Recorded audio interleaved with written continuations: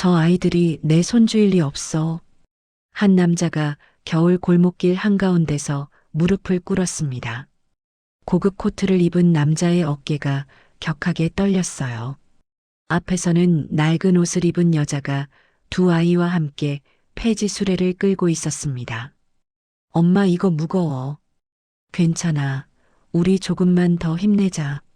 쌍둥이 남자아이들의 맑은 목소리가 차가운 공기를 가르며 퍼져나갔어요. 남자는 그 목소리를 듣고 주먹으로 바닥을 쳤습니다. 눈물이 아스팔트 위로 떨어졌어요. 저 얼굴, 저 목소리.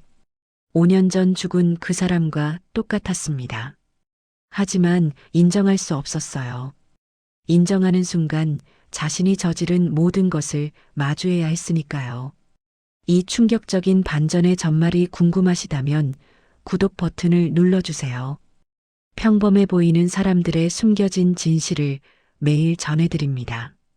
5년 전 가을, 한 저택의 거실이었습니다. 소파에 앉은 젊은 여자는 두 손을 무릎 위에 가지런히 모은 채 고개를 숙이고 있었어요. 민서윤, 그녀의 얼굴은 창백했습니다. 입술을 꽉 깨문 모습이 얼마나 긴장했는지 말해주고 있었어요. 옆에 앉은 남자가 서윤의 손을 꽉 잡아줬습니다. 지훈이었어요. 따뜻한 온기가 전해졌지만 서윤의 손은 차갑게 식어 있었습니다. 맞은편 소파에는 중년 부부가 앉아 있었어요. 여자가 따뜻한 미소를 지으며 차를 따라줬습니다. 많이 긴장했죠? 편하게 있어요. 정아의 부드러운 목소리가 얼어붙은 공기를 녹이려 했어요. 감사합니다. 서윤의 목소리가 떨렸습니다. 정아는 그런 서윤을 안쓰럽게 바라보며 물었어요. 부모님은 무슨 일 하세요? 어머니는 제가 어릴 때 돌아가셨어요. 아버지는 작은 식당을 하시다가 지금은 편찮으셔서 요양병원에 계십니다. 서윤의 목소리가 점점 작아졌어요. 정아는 가슴이 아팠습니다. 힘들었겠네요. 저는 초등학교에서 아이들을 가르치고 있어요. 서윤은 예의를 지키며 솔직하게 자신의 상황을 말했습니다. 하지만 태준의 표정은 달랐어요. 차를 한 모금 마신 태준이 날카로운 시선으로 서윤을 바라보며 입을 열었습니다. 학교는 어디 나왔어? 태준의 목소리는 차갑고 단호했어요. 서윤의 어깨가 움찔했습니다. 지방 교대 나왔습니다. 태준의 눈빛이 더욱 차갑게 식어갔어요. 마치 서윤을 평가하듯 훑어봤습니다. 친척 중에 내세울 만한 사람 있어? 서윤의 목소리가 더 작아졌어요. 없습니다. 손끝이 파르르 떨렸습니다. 지훈이 아버지를 향해 날카롭게 말했어요. 아버지, 그만하세요. 하지만 태주는 멈추지 않았습니다. 오히려 더 냉정하게 물었어요. 재산은? 빚은 없고요? 순간 서윤의 얼굴이 새하얗게 질렸습니다. 마치 모욕을 당한 것처럼 입술이 떨렸어요. 지훈이 벌떡 일어섰습니다. 아버지, 앉아. 나는 당연한 걸 물어보는 거야. 태준의 목소리에는 흔들림이 없었어요. 정아가 남편의 팔을 잡으며 애원하듯 말했습니다. 여보, 너무 심하잖아요. 당신은 빠져. 이건 중요한 문제라고. 태준은 아내의 손을 뿌리치며 다시 서윤을 바라봤어요. 서윤은 눈물을 참으며 고개를 숙인 채 대답했습니다. 재산은 없습니다. 아버지 병원비 때문에 저축도 많이 못했어요. 거실의 공기가 완전히 얼어붙었습니다. 서윤의 눈가가 붉어졌어요. 참았던 눈물이 맺혔습니다. 지훈이 주먹을 쥐며 떨리는 목소리로 말했어요. 아버지, 이게 무슨 짓이에요? 당연한 확인이지. 가족이 되려면 이 정도는 알아야지. 서윤은 더 이상 참을 수 없었어요. 눈물을 억지로 참으며 일어섰습니다. 죄송합니다. 제가 부족해서요. 서윤의 목소리가 떨렸어요. 지훈이 서윤의 손을 잡으며 말했습니다. 서윤아, 괜찮아. 우리 가자. 두 사람이 현관으로 향했어요. 정아가 뒤따라 나가며 미안한 표정으로 말했습니다. 서윤 씨, 미안해요. 이해합니다. 서윤은 눈물을 닦으며 고개를 숙여 인사하고 밖으로 나갔어요. 며칠 후 서윤은 한 호텔 로비에 앉아 있었습니다. 태준이 급히 만나자고 연락을 해왔거든요. 낡은 코트를 입은 서윤은 주변을 둘러보며 조심스럽게 앉았어요.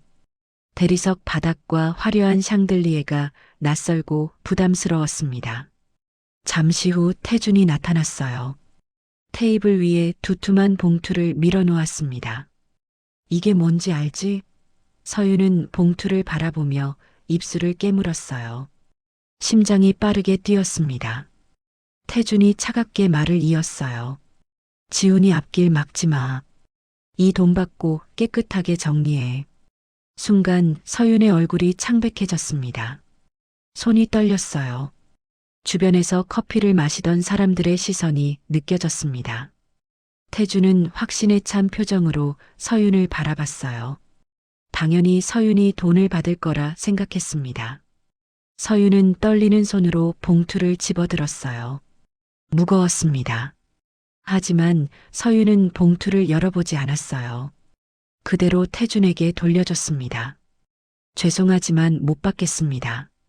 태준의 눈빛이 흔들렸어요. 예상치 못한 반응이었습니다. 서윤은 자리에서 천천히 일어났어요. 지훈 씨를 사랑합니다. 돈으로 헤어질 수 있는 사이가 아니에요. 서윤의 목소리는 떨렸지만 단호했습니다. 눈가에 눈물이 맺혔지만 흘리지 않았어요. 태준은 할 말을 잃었습니다. 앉아. 아직 얘기 안 끝났어. 더 이상 들을 말씀이 없습니다. 서윤은 고개를 숙여 인사하고 로비를 나갔어요. 멀리서 이 모습을 지켜본 사람이 있었습니다. 지훈이었어요. 태준이 서윤을 불렀다는 연락을 받고 급히 달려온 것이었습니다. 지훈은 로비 입구에서 봉투를 돌려주는 서윤의 모습을 봤어요. 가슴이 벅차올랐습니다. 서윤이 로비를 나오자 지훈이 뛰어가 서윤을 껴안았어요. 서윤아. 지훈의 목소리가 떨렸습니다. 서윤은 지훈의 품에 안겨 참았던 눈물을 흘렸어요. 미안해요, 지훈 씨. 제가 부족해서 이런 일까지. 무슨 소리야? 넌 최고야. 정말 고마워. 그날 저녁 태준의 집 거실이었습니다. 지훈은 아버지 앞에 똑바로 섰어요. 태준은 소파에 앉아 차가운 눈빛으로 아들을 바라봤습니다. 정아는 옆에서 불안한 표정으로 두 사람을 번갈아 봤어요. 아버지, 저 서윤이랑 결혼할 겁니다. 지훈의 목소리는 단호했어요. 태준이 비웃듯 말했습니다. 결혼? 뭘 믿고? 제 능력을 믿고요. 능력? 내가 지금 갖고 있는 게 다 누구 덕분인데? 태준의 목소리가 날카로워졌습니다. 지훈은 흔들리지 않았어요. 그럼 제가 직접 벌겠습니다. 회사 그만두겠습니다. 아버지 아들이 아니라 윤지훈으로 살겠습니다. 태준의 눈빛이 차갑게 빛났어요. 좋아. 해봐. 얼마나 하나. 네. 꼭 그렇게 하겠습니다. 지훈은 고개를 숙여 인사하고 돌아섰습니다. 정아가 급히 아들을 붙잡았어요. 지훈아, 잠깐만. 너무 성급한 거 아니니? 어머니, 괜찮아요. 저 이제 나갈게요. 지훈은 어머니의 손을 잡고 꽉 쥐어줬습니다. 정아의 눈가가 붉어졌어요. 지훈이 현관으로 향하자 태준이 차갑게 말했습니다. 가서 얼마나 힘든지 똑똑히 느껴봐. 내가 내 아들 아니었으면 얼마나 비참한 삶을 살았을지 말이야. 지훈은 뒤돌아보지 않고 집을 나갔어요. 문이 닫히는 소리가 거실에 울려 퍼졌습니다. 정아는 남편을 바라보며 떨리는 목소리로 말했어요. 당신, 이러면 안 돼요. 정말 저렇게 우리 지훈 보낼 거예요? 두고 봐. 곧 무릎 꿇고 빌면서 들어올 거야. 태주는 소파에 깊이 앉으며 눈을 감았습니다. 며칠 후 지우는 서윤과 함께 작은 원룸으로 이사했어요. 짐이라곤 몇 개 되지 않았습니다. 옷가방 2개와 이불 한 채가 전부였어요. 여기가 우리 집이야. 지훈이 미소 지으며 말했습니다. 서윤은 좁은 방을 둘러보며 눈물을 글썽였어요. 지훈 씨, 미안해요. 저 때문에 이렇게까지. 무슨 소리야? 우리 둘이 함께 있으면 어디든 집이야. 다음 날 지훈은 중소기업에 입사했어요. 그룹 임원 후보에서 평범한 회사원이 됐지만 지훈은 행복했습니다. 손에 물집이 잡히고 얼굴은 땀으로 범벅이 됐지만 포기하지 않았어요. 저녁이면 서윤이 차려준 소박한 식사를 함께 먹었습니다. 오늘 일은 어땠어? 힘들었지만 괜찮아. 우리 서윤이 얼굴 보면 다 잊어버려. 석 달이 흘렀습니다. 어느 날 아침 서윤은 화장실에서 변기를 붙잡고 있었어요. 속이 메스꺼웠습니다. 이런 증상이 벌써 일주일째 계속되고 있었어요. 서윤아, 괜찮아? 문 밖에서 지훈이 걱정스럽게 물었습니다. 응, 괜찮아. 그냥 좀 피곤한가 봐. 하지만 증상은 나아지지 않았어요. 결국 서윤은 병원에 갔습니다. 진료실에서 의사가 서윤을 진찰했어요. 초음파 검사를 하더니 의사의 표정이 밝아졌습니다. 임신하신 거 아셨어요? 서윤의 눈이 커졌어요. 심장이 쿵하고 뛰었습니다. 네.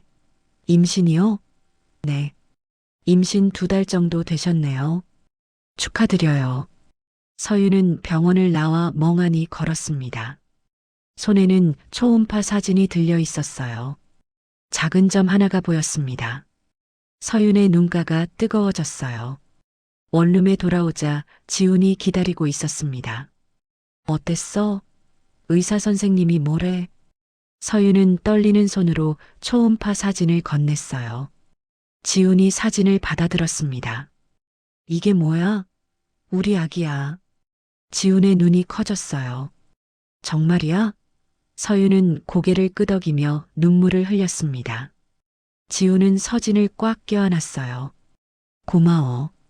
정말 고마워, 서윤아. 이제 아버지도 손주를 보시면 달라지실 거야. 분명히.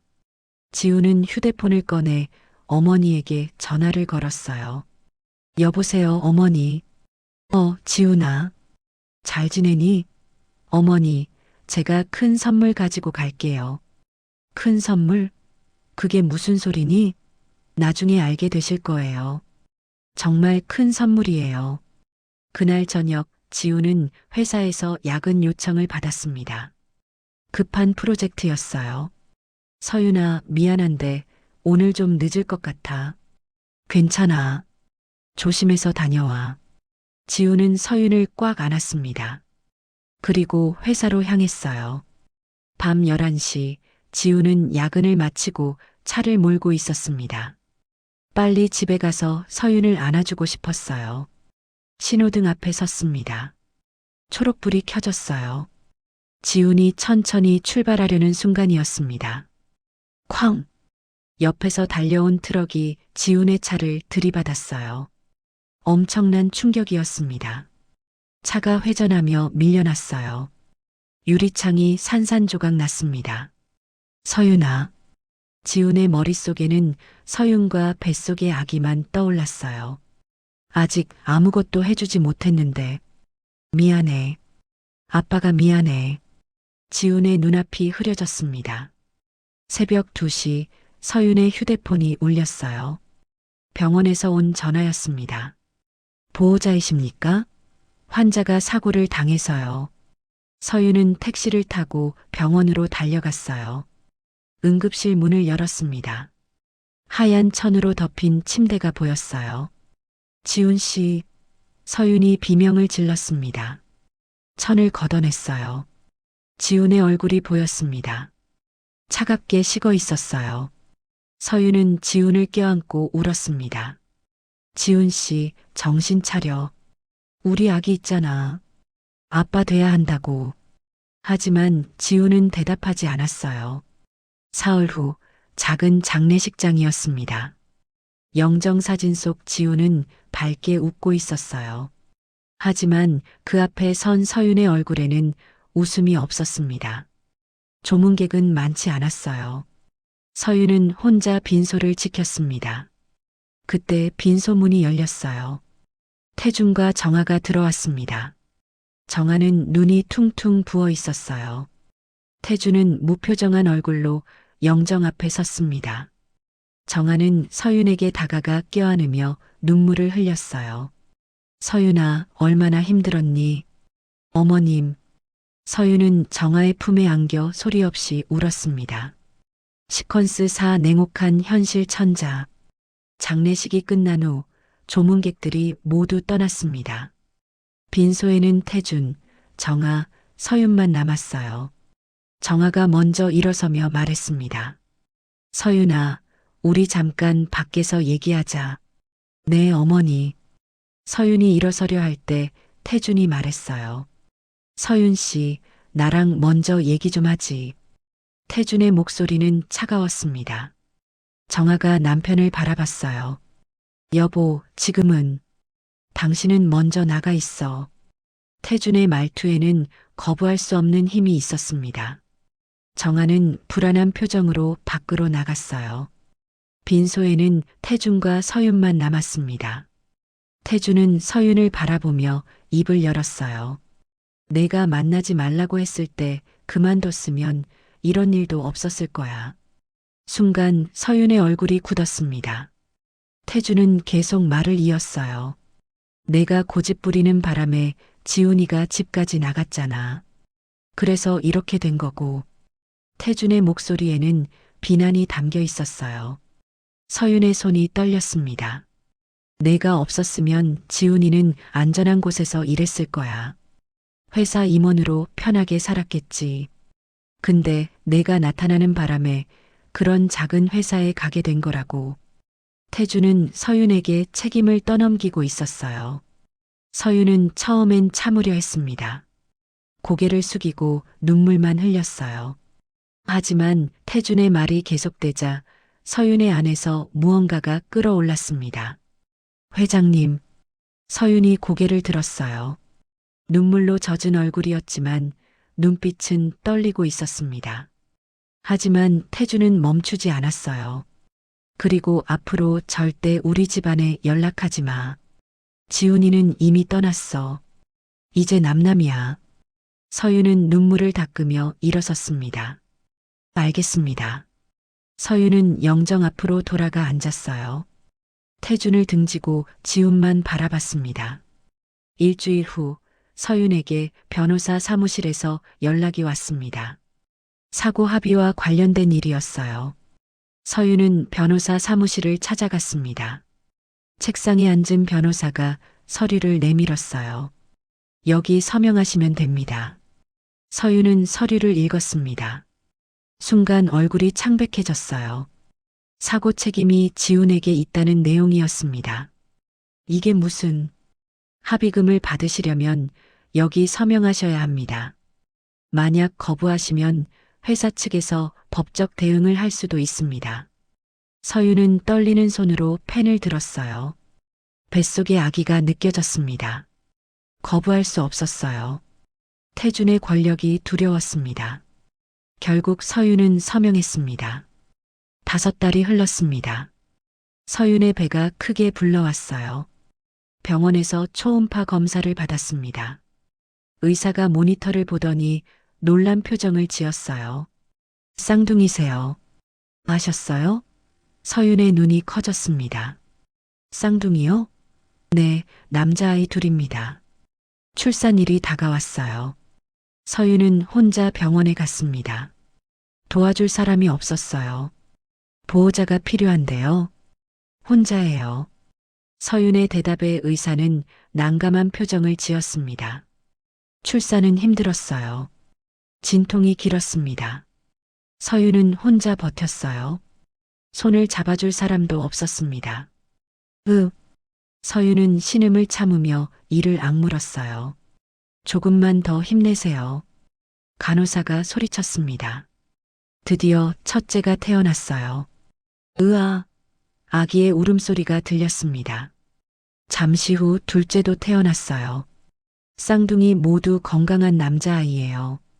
서유는 기진맥진했습니다. 하지만 아기들의 울음소리를 듣는 순간 눈물이 쏟아졌어요. 지훈 씨, 우리 아들들이에요. 서유는 울면서 웃었습니다. 아기들이 옆으로 옮겨졌어요. 작고 빨간 얼굴이었습니다. 두 아이 모두 지훈을 닮았어요. 서준이, 하준이. 서유는 미리 정해둔 이름을 불렀습니다. 지훈과 함께 지었던 이름이었어요. 하지만 기쁨도 잠시, 현실이 밀려왔습니다. 합의금은 병원비와 출산비로 빠르게 소진됐어요. 서유는 병원에서 나흘 만에 퇴원했습니다. 작은 원룸으로 돌아와 혼자 쌍둥이를 돌봤어요. 밤새 울어대는 아기들, 제대로 먹지 못해 쇠약해지는 몸. 서유는 그렇게 버텼습니다. 정아에게 전화를 걸까 망설였어요. 하지만 태준의 차가운 얼굴이 떠올랐습니다. 만약 어머님이 오시면 회장님도 알게 돼. 그럼 아이들을 빼앗길지도 몰라. 서유는 무서웠어요. 태준이라면 아이들을 데려가려 할 것 같았습니다. 그리고 자신은 쫓겨날 거예요. 아니야. 절대 안 돼. 이 아이들은 내가 지켜야 해. 서유는 휴대폰을 내려놓았습니다. 혼자 버티기로 결심했어요. 5년이 흘렀습니다. 쌍둥이는 5살이 됐어요. 어느 날 오후 서유는 하준의 손을 잡고 병원에 있었습니다. 일주일 전부터 하준이 자주 숨을 헐떡였거든요. 얼굴도 창백했어요. 검사 결과가 나왔습니다. 의사가 심각한 표정으로 엑스레이 사진을 보여줬어요. 선천성 심장 질환입니다. 판막에 문제가 있어요. 서윤의 얼굴이 새하얗게 질렸습니다. 수술이 필요한가요? 네. 빠르면 빠를수록 좋습니다. 비용은 얼마나? 의사가 적은 금액을 보여줬어요. 서윤의 손이 떨렸습니다. 그날 밤 서윤은 통장을 펼쳐놨어요. 잔액은 턱없이 부족했습니다. 5년간 모은 돈이었지만 쌍둥이를 키우며 쓰느라 거의 남지 않았어요. 어떡하지? 서윤은 머리를 감싸쥐었습니다. 다음 날 서윤은 교육청을 찾아갔어요.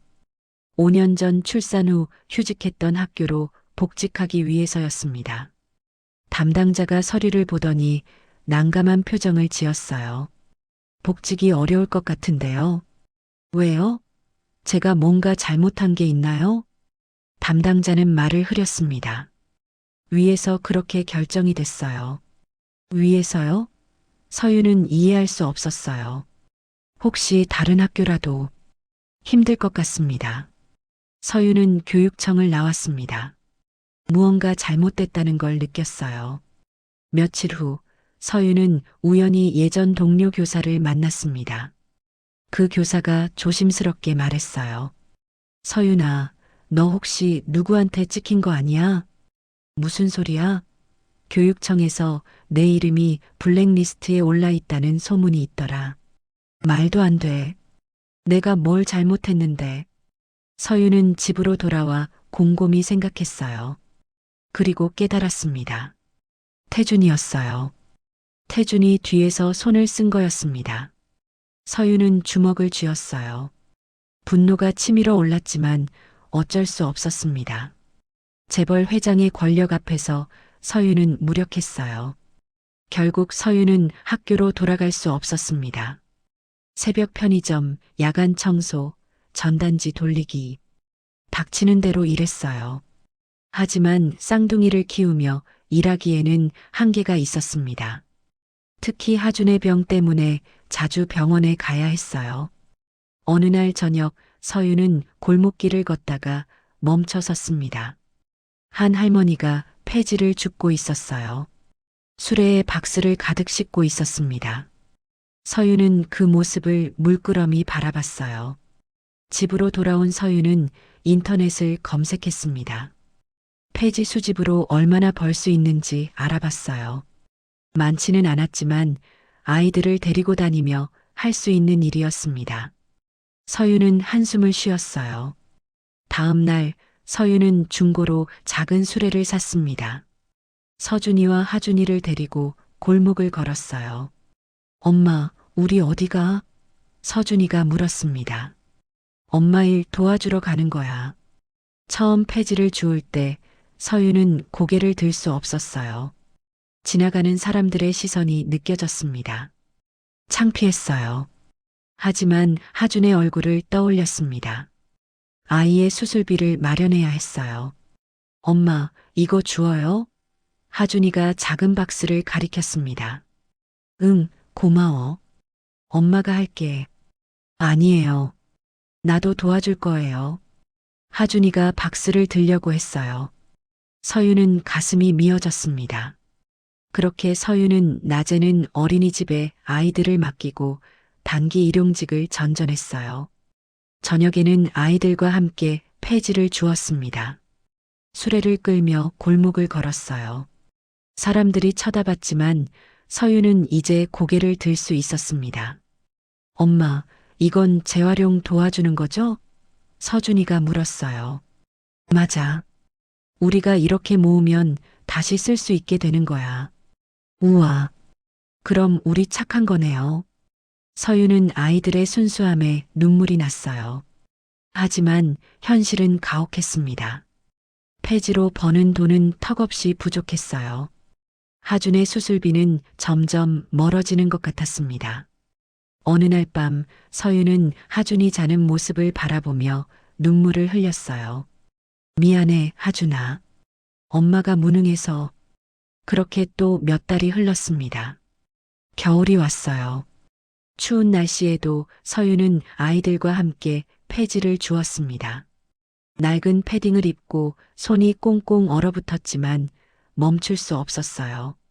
하준의 상태가 점점 나빠지고 있었거든요. 시퀀스 6목격 천자. 어느 겨울 오후였습니다. 태주는 차를 몰고 낯선 동네를 지나고 있었어요. 정아가 봉사활동을 하는 복지관을 찾아가는 길이었습니다. 신호등에 걸려 차가 멈췄어요. 태주는 무심코 창밖을 내다봤습니다. 놀이터가 보였어요. 그곳에서 두 아이가 놀고 있었습니다. 미끄럼틀을 타는 아이, 그네를 타는 아이. 쌍둥이처럼 비슷하게 생겼어요. 순간 태준의 심장이 멈춘 것 같았습니다. 가슴이 쿵하고 내려앉았어요. 아이 하나가 활짝 웃었습니다. 그 순간 태준은 숨이 막혔어요. 지훈이었습니다. 어린 시절 지훈의 얼굴이었어요. 뒤에서 경적이 울렸습니다. 신호가 바뀐 것이었어요. 하지만 태준은 차를 움직이지 못했습니다. 그저 아이들을 바라볼 뿐이었어요. 경적이 다시 울렸습니다. 태준은 정신을 차리고 차를 천천히 움직였어요. 복지관에 도착했지만 태준은 차에서 내리지 못했습니다. 아이들의 얼굴이 머릿속에서 떠나지 않았어요. 설마. 태준은 고개를 저었습니다. 아니야. 내가 지운 생각을 너무 많이 해서 착각한 거야. 그날 밤 태준은 잠을 이룰 수 없었습니다. 눈을 감으면 아이들의 웃는 얼굴이 보였어요. 지훈의 눈웃음이 겹쳐 보였습니다. 다시 가봐야 해. 제대로 확인해야 해. 태준은 이불을 걷어차고 일어났습니다. 다음 날 저녁 태준은 다시 그 동네로 향했어요. 같은 시간, 같은 장소였습니다. 놀이터 근처에 차를 세웠어요. 잠시 후 쌍둥이가 나타났습니다. 태준의 가슴이 두근거렸어요. 태준은 차에서 내렸습니다. 놀이터를 향해 천천히 걸었어요. 아이들이 더 가까이 보였습니다. 지훈의 눈, 지훈의 코, 지훈의 입. 모든 게 지훈이었어요. 서준아, 이리 와. 아이들이 서로를 부르는 소리가 들렸습니다. 그때 한 여자가 수레를 끌고 나타났어요. 낡은 옷을 입고 있었습니다. 수레에는 폐지가 가득 실려 있었어요. 애들아, 이제 집에 가자. 여자의 목소리가 들렸습니다. 태주는 그 목소리를 알아챘어요. 서윤이었습니다. 태주는 숨었습니다. 벤치 뒤로 몸을 숨기고 지켜봤어요. 서윤은 아이들에게 다가가 손을 내밀었습니다. 쌍둥이가 서윤의 손을 잡았어요. 엄마, 오늘 폐지 많이 주었어요? 많이 주었어.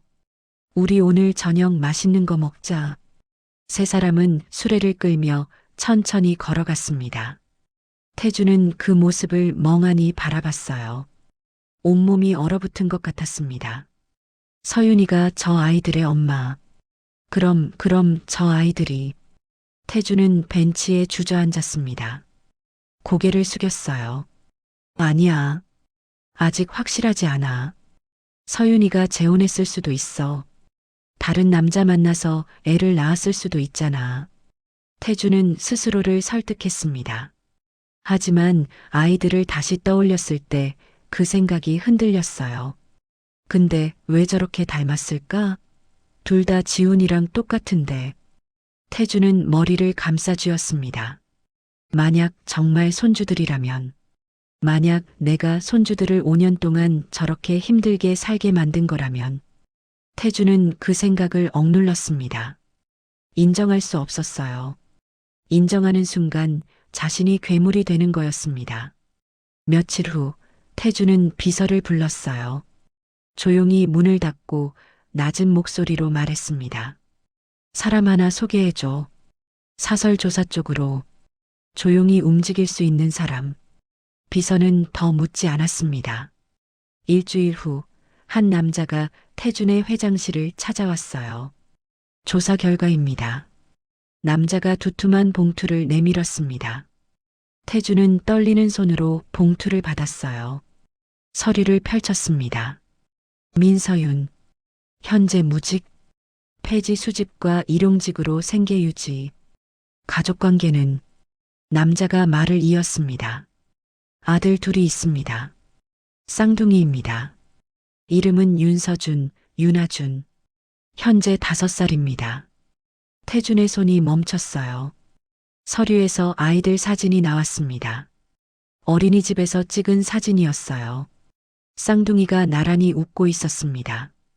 지훈의 얼굴이었어요. 3명의 지훈이 환하게 웃고 있었습니다. 태주는 숨이 막혔어요. 가슴이 조였습니다. 손에서 서류가 떨어졌어요. 남자가 나가고 태주는 혼자 남았습니다. 바닥에 떨어진 서류를 주워들었어요. 아이들 사진을 다시 봤습니다. 내 손주들이야. 태준의 눈에서 눈물이 흘러내렸습니다. 하지만 곧 고개를 저었어요. 아니야. 아직 확실하지 않아. 출생일만으로는 확실하지 않아. 혈액형 검사를 해봐야 해. 유전자 검사를 해봐야 알 수 있어. 태주는 그렇게 자신을 설득했습니다. 결정적 증거가 없다고. 하지만 가슴속 깊은 곳에서는 알고 있었어요. 저 아이들이 누구인지, 저 아이들이 왜 지훈을 닮았는지. 태주는 서류를 서랍에 넣고 잠갔습니다. 하지만 아이들 사진 한 장은 꺼내서 주머니에 넣었어요. 그날 밤 태주는 사진을 바라보며 중얼거렸습니다. 확실하지 않아. 아직 확실하지 않다고.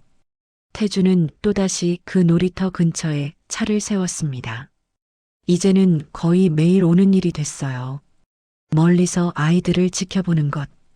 태주는 그렇게 자신을 위로하고 있었습니다. 쌍둥이가 놀이터에서 놀고 있었어요. 서준이는 그네를 타고 하준이는 미끄럼틀 위에 올라가 있었습니다. 형, 나 좀 봐. 하준이가 미끄럼틀 꼭대기에서 소리쳤어요. 서준이가 고개를 돌렸습니다. 하준아, 조심해. 하지만 그 순간이었어요. 하준이가 갑자기 비틀거렸습니다. 작은 몸이 힘없이 쓰러졌어요. 쿵. 하준이가 바닥에 주저앉았습니다. 얼굴이 창백했어요. 하준아. 서준이가 비명을 질렀어요. 서준이가 하준에게 달려갔습니다. 하준이는 움직이지 않았어요. 바닥에 쓰러진 채 눈을 감고 있었습니다. 입술이 파랗게 질려 있었어요. 태주는 차 안에서 그 장면을 봤습니다. 심장이 멈추는 것 같았어요. 온몸이 얼어붙었습니다. 안 돼. 태주는 차 문을 열고 뛰쳐나갔어요. 놀이터로 달려갔습니다. 평생 이렇게 빨리 뛰어본 적이 없었어요. 비켜봐. 태준이 소리쳤습니다. 주변에 모여든 사람들이 놀라 비켰어요. 태준은 하준 옆에 무릎을 꿇었습니다. 애야, 정신 차려. 태준의 손이 떨렸어요. 하준의 맥을 짚었습니다. 약하게 뛰고 있었어요. 태준은 하준을 조심스럽게 안아 올렸습니다. 작고 가벼운 몸이었어요. 할아버지, 누구세요? 서준이가 떨리는 목소리로 물었습니다. 태준은 서준을 바라봤어요. 지훈의 얼굴이었습니다. 눈물로 범벅이 된 지훈의 얼굴. 그때 비명소리가 들렸습니다. 하준아, 서윤이었습니다. 폐지 수레를 버리고 달려왔어요. 얼굴이 새하얗게 질려 있었습니다. 우리 하준아. 서윤이 하준에게 달려왔습니다. 태준은 서윤을 마주봤어요. 서윤은 태준을 알아봤습니다. 눈이 커졌어요. 회장님. 서윤의 목소리가 떨렸습니다. 하지만 지금은 그럴 때가 아니었어요. 병원으로 가야겠다. 빨리. 태준이 말했습니다. 내 차로 가자. 태준은 하준을 안은 채 차로 향했습니다. 서윤과 서준이가 뒤따라왔어요. 모두 차에 올랐습니다. 태준은 미친 듯이 차를 몰았어요. 신호를 무시하고 과속을 하며 병원으로 달렸습니다. 뒷좌석에서 서윤이 하준을 안고 울고 있었어요. 하준아, 정신 차려. 엄마 여기 있어. 엄마가 여기 있다고. 서윤의 울음소리가 차 안을 가득 채웠습니다. 서준이도 울고 있었어요. 태준은 백미러로 아이들을 봤습니다. 가슴이 찢어지는 것 같았어요. 제발 무사해라. 태준은 기도했습니다. 병원에 도착했어요. 태준은 하준을 안고 응급실로 뛰어들어갔습니다. 의사 어디 있어? 태준이 소리쳤습니다. 간호사들이 달려왔어요. 하준을 침대에 눕혔습니다. 무슨 일이세요?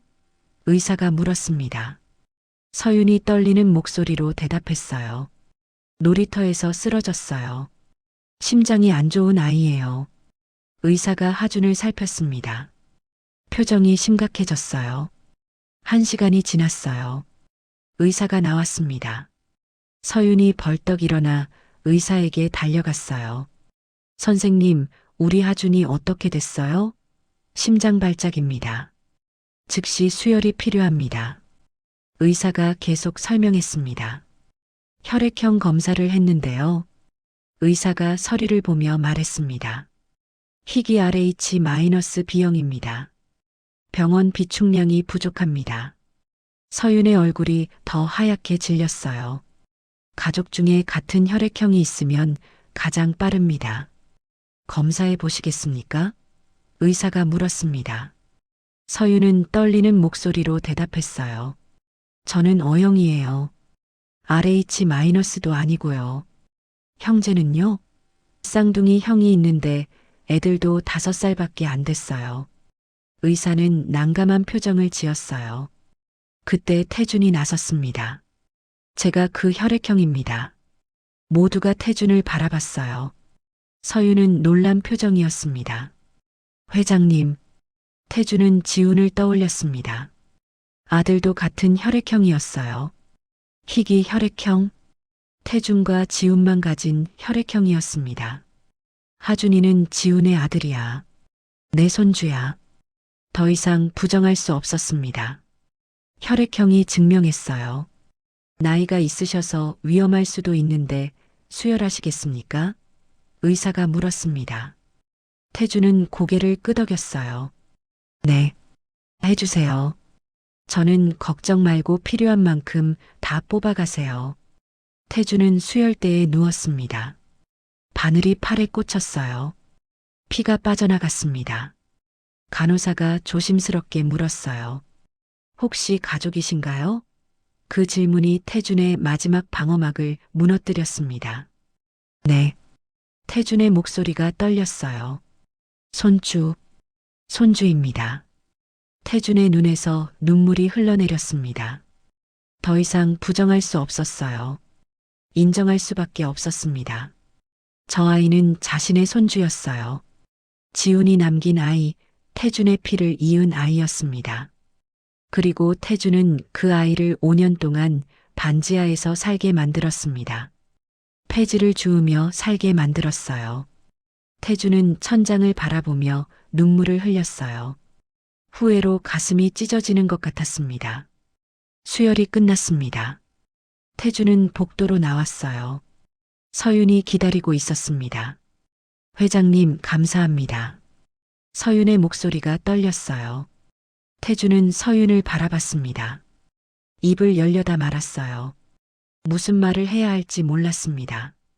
수술실 불이 켜졌습니다. 의사가 나왔어요. 수술 잘 끝났습니다.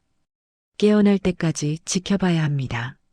서윤은 무릎을 꿇고 의사에게 절했어요. 감사합니다. 정말 감사합니다. 하주는 중환자실로 옮겨졌습니다. 서윤과 태준은 유리창 너머로 하준을 바라봤어요. 작은 몸에 온갖 선이 연결돼 있었습니다. 숨을 쉬고 있었어요. 살아 있었습니다. 태준은 유리창에 손을 댔어요. 눈물이 멈추지 않았습니다. 미안해. 정말 미안해. 태준의 가슴 속에서 모든 방어막이 무너져 내렸습니다. 이제 더 이상 부정할 수 없었어요. 나흘 후 하준이 깨어났습니다. 엄마. 하준의 작은 목소리가 들렸어요. 서윤은 침대 옆에서 하준의 손을 꽉 잡았습니다. 하준아, 엄마 여기 있어. 서윤의 눈에서 눈물이 쏟아졌어요. 하준은 천천히 눈을 떴습니다. 엄마를 보고 희미하게 웃었어요. 복도에서 태준은 유리창 너머로 그 장면을 지켜보고 있었어요. 연락을 받고 온 정아가 태준 옆에 섰습니다. 여보. 정아가 남편의 팔을 잡았어요. 태준은 아내를 바라봤습니다. 정아의 눈에도 눈물이 가득했어요.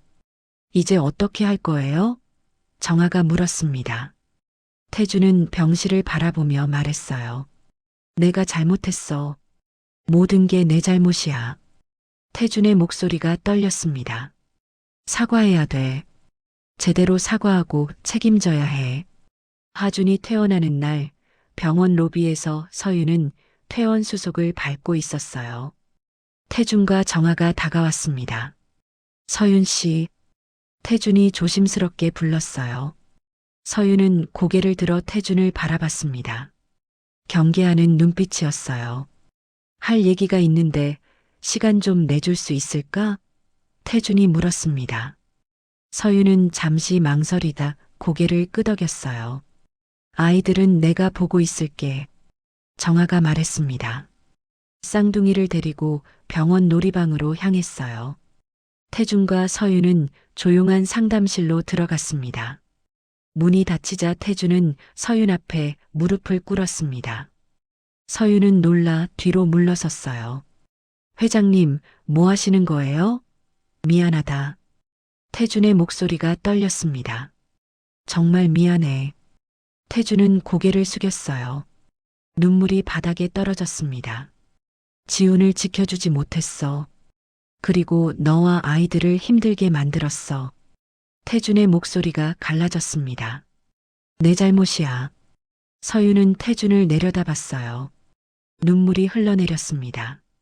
일어나세요. 서윤이 말했습니다.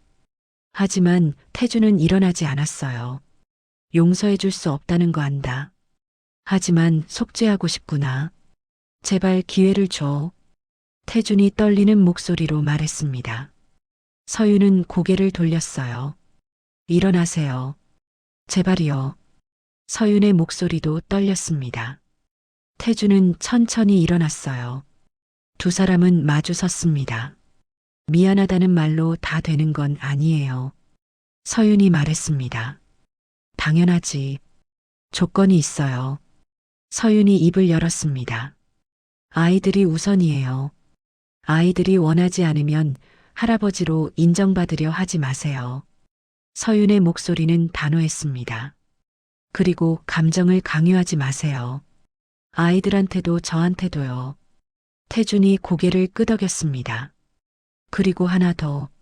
지훈 씨 이야기해 주세요. 아이들한테 아빠가 어떤 사람이었는지.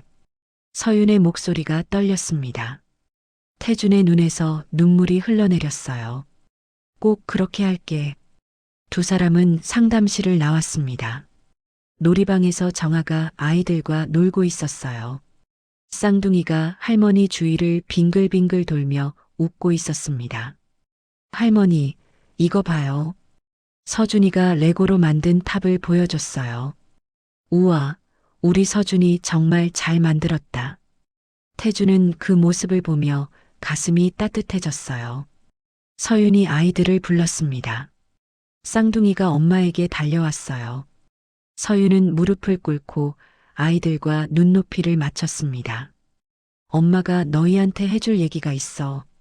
저분들이 아빠의 엄마 아빠야. 그러니까 할머니 할아버지야. 쌍둥이의 눈이 커졌습니다. 태준을 바라봤어요. 우리 아빠의 엄마예요? 하준이가 물었습니다. 정아는 무릎을 꿇고 아이들에게 다가갔어요. 떨리는 손으로 하준의 뺨을 쓰다듬었습니다. 그래. 할머니가 너희 아빠를 낳았단다. 정아의 목소리가 갈라졌어요. 할머니가 너희를 너무 늦게 만났어. 정말 미안해. 정아는 하준을 꽉 껴안았습니다.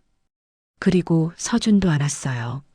쌍둥이를 품은 정아는 소리내어 울었습니다. 미안해. 할머니가 정말 미안해. 서준이가 할머니의 등을 토닥였어요. 괜찮아요, 할머니. 울지 마세요. 그 순간 정아의 울음이 더 커졌습니다. 5살 아이가 어른을 위로하고 있었어요. 태주는 그 모습을 보며 서 있었습니다. 다가가고 싶었지만 다리가 떨렸어요. 할아버지는 병원에서 하준이 살려주신 분이죠. 서준이가 태준을 올려다 봤어요.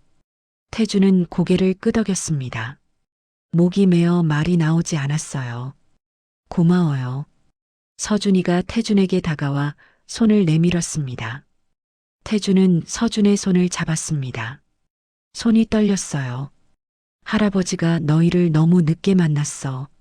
너희 아빠가 너희 이야기하고 싶어 했는데 할아버지가 못 들어줬어.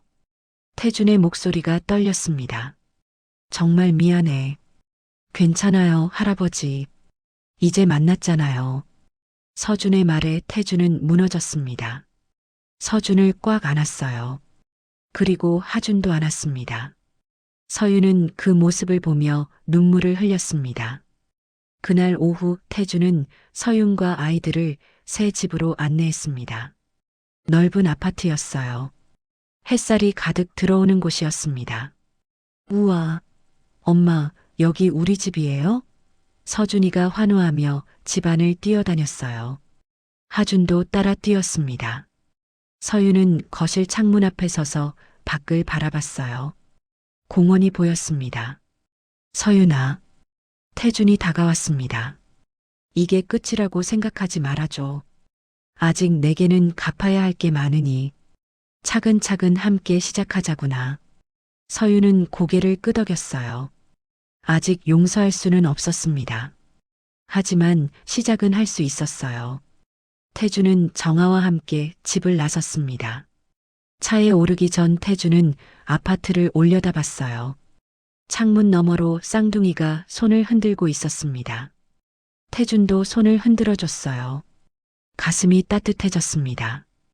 5년이 늦었지만 이제라도 시작할 수 있었어요. 태주는 차에 올라 정아의 손을 잡았습니다. 두 사람은 아무 말 없이 서로를 바라봤어요. 그리고 함께 눈물을 흘렸습니다.